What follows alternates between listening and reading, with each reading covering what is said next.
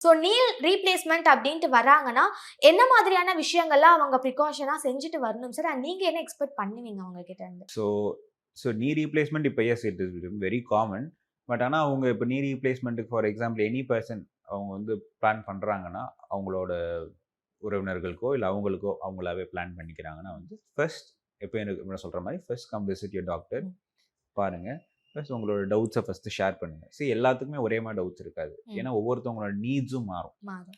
ஒருத்தவங்க வந்து நான் ஜஸ்ட் நடந்தா போதும், வீட்டுக்குள்ளேயே நடந்துக்கிட்டாலே எனக்கு போதும் அப்படின்னு நினைப்பாங்க. ஒரு சில பேர் மாரத்தான் ஓடணும்னு நினைப்பாங்க. ஒரு சில பேர் ட்ரெக்கிங் போணும், ஒரு சில பேர் கோயில் கோயிலா போகணும்னு நினைப்பாங்க. அந்த மாரி ஒவ்வொருத்தவங்களோட நெசசிட்டி அண்ட் நீட்ஸ் மாறும். ம். அப்படி இருக்கிறப்போ, உங்களோட நீட்ஸ் என்ன? அது அந்த சர்ஜரி மீட் பண்ணுமா? அப்படிங்கிறத ஃபர்ஸ்ட் ஆஃப் ஆல் அது கேட்கணும் 1.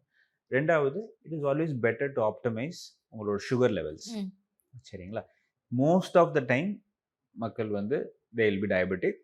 அதனால வந்து ப்ரீ ஆப்பரேட்டிவா வந்து சுகர் லெவல்ஸ கண்ட்ரோல்ல இருந்தா இட் இஸ் பெட்டர்.